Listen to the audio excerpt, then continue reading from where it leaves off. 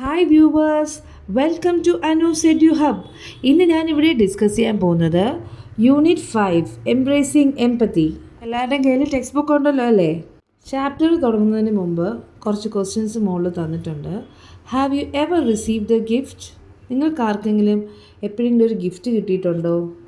Did it remind you of A special event in your life or of someone you love? ആ gift നിങ്ങളുടെ ഏതെങ്കിലും ഒരു special ഇവൻറ്റോ, അതായത് നിങ്ങൾക്ക് എന്തെങ്കിലും ഒരു സ്പെഷ്യലായിട്ടുള്ളൊരു ഒക്കേഷൻ അതിനെ ഓർമ്മപ്പെടുത്തുമോ, അതോ നിങ്ങൾക്ക് ഇഷ്ടമുള്ള ആരെങ്കിലും ആ ഗിഫ്റ്റ് കാണുമ്പോൾ നിങ്ങൾക്ക് ഓർമ്മ വരുമോ എന്നാണ് ചോദ്യം. Let us read. നമുക്ക് വായിക്കാം. ദ യെല്ലോ അംബ്രല, മഞ്ഞക്കുട. We all have memories. Some of them are pleasant, some of them are painful.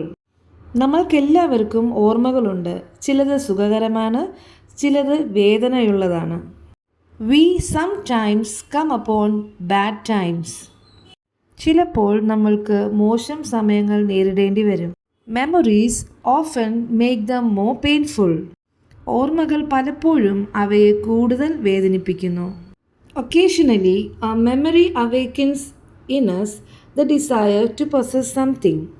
Occasionally എന്ന് പറഞ്ഞാൽ ചിലപ്പോഴൊക്കെ ഒരു ഓർമ്മ നമ്മളിൽ എന്തെങ്കിലും സ്വന്തമാക്കാനുള്ള ആഗ്രഹം ഉണർത്തുന്നു.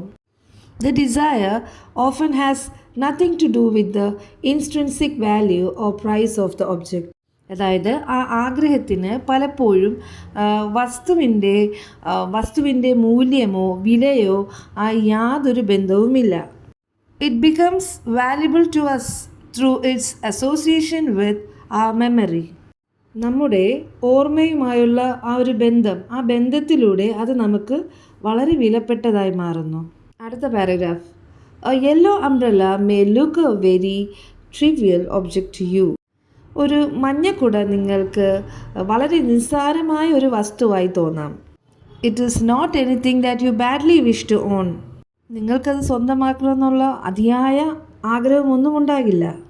That is because it has no particular attraction to you. കാരണം എന്താണ്? നിങ്ങൾക്കതിനോട് പ്രത്യേക ഒരു അട്രാക്ഷനൊന്നും കാണില്ല. Your parents have bought you several umbrellas since your first year at the school. Some of them quite colorful and attractive. അതായത് നിങ്ങളുടെ first day of school, സ്കൂളിൻ്റെ ആദ്യ വർഷം മുതൽ തന്നെ നിങ്ങളുടെ പാരൻസ് പല കുടകളും വാങ്ങി തന്നിട്ടുണ്ട്. ചിലത് വളരെ കളർഫുള്ളും അട്രാക്റ്റീവുമാണ്. There has been nothing special about a yellow umbrella in your life. നിങ്ങളുടെ ജീവിതത്തിൽ ഒരു മഞ്ഞക്കുടയ്ക്ക് അത്ര വലിയ പ്രാധാന്യമൊന്നുമില്ല. But for Joseph, a young boy from Palmas in Brazil, a yellow umbrella was something special.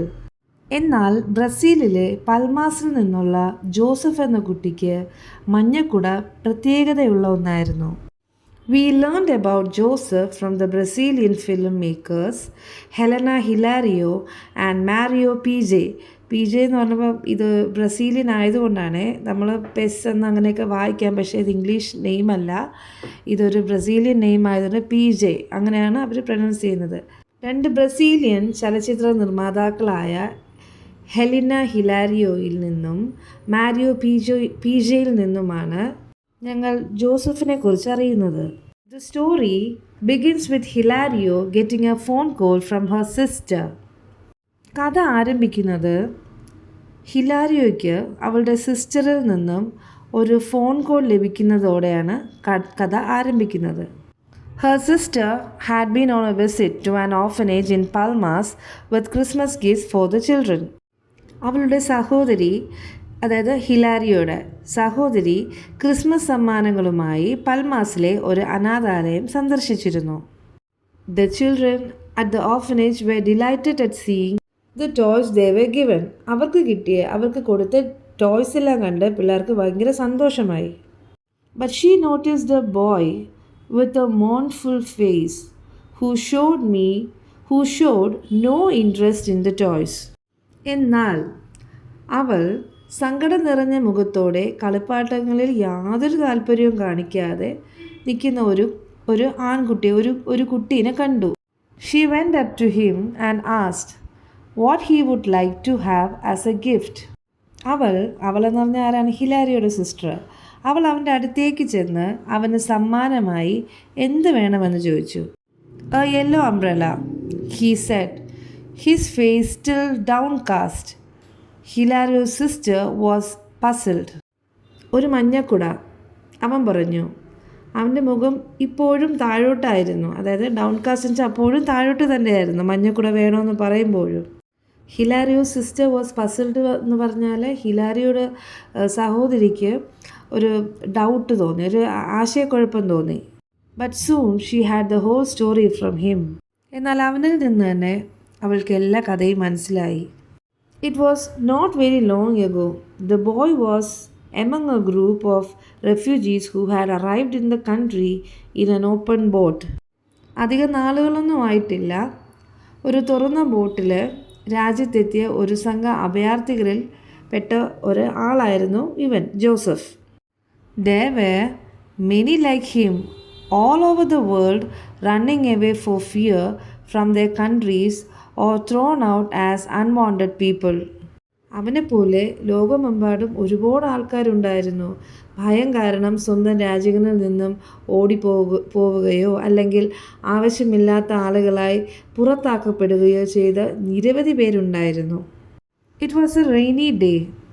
His father opened a big yellow umbrella that protected them from the rain as they walked. അതൊരു മഴയുള്ള ദിവസമായിരുന്നു. അവൻ നടക്കുമ്പോൾ മഴയിൽ നിന്നും അവരെ സംരക്ഷിക്കാനായിട്ട് ഒരു മഞ്ഞക്കുട അച്ഛൻ തുറന്നു വെച്ചിരുന്നു. They were going to an orphanage. അവരൊരു ഓർഫനേജിലേക്കായിരുന്നു പോയിരുന്നത്. ഓർഫനേജ് എന്ന് പറഞ്ഞാൽ അനാഥാലയം. His father left him at the orphanage. അവൻ്റെ അച്ഛൻ അവനെ ഓർഫനേജിൽ വിട്ടു.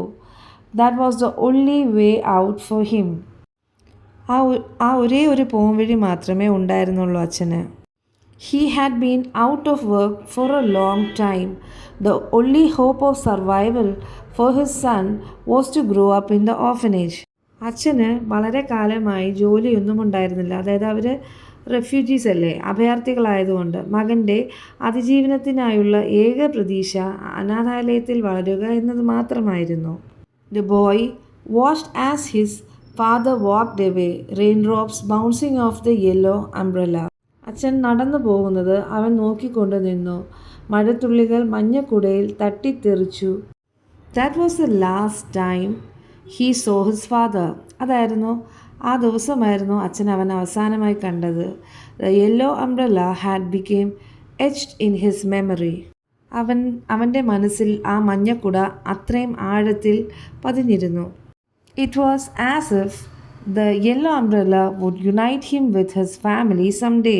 അവൻ ആയതുകൊണ്ട് അവൻ വിശ്വസിച്ചിരുന്നത് ആ മഞ്ഞക്കുട ഒരു ദിവസം അവനെ അവൻ്റെ കുടുംബവുമായി ഒന്നിപ്പിക്കുമെന്ന്. Hilario was impressed by the boy's story. ഹിലാരിയോയ്ക്ക് ആ കുട്ടിയുടെ കഥ വളരെ ഇംപ്രസീവായിട്ട് തോന്നി. അവൾ അവൻ്റെ കഥയിൽ ആകൃഷ്ടയായി. She thought of turning the boy's painful memory into a work of art, a record of empathy and hope. She thought എന്നാൽ അവൾ വിചാരിച്ചു, ജോസഫിൻ്റെ അവൻ്റെ ആ വേദനാജനകമായ ഓർമ്മയെ ഒരു കലാസൃഷ്ടിയായി മാറ്റാമെന്ന്. It took 10 years for Hilario and her associate Mario PJ to produce the animated film Umbrella, which was the first film they made as a duo. ഹിലാരിയോയ്ക്കും അവളുടെ സഹായിയായ മാരിയോ പി ജെയ്ക്കും പിന്നെ ഒരു ജോഡിയായി അവർ നിർമ്മിച്ച ആദ്യത്തെ ചിത്രമായ അംബ്രല എന്ന ആനിമേറ്റഡ് മൂവി നിർമ്മിക്കാനായി അവർക്ക് 10 വർഷമെടുത്തു. It was released in 2019. 2019 ഈ ചിത്രം റിലീസായത്.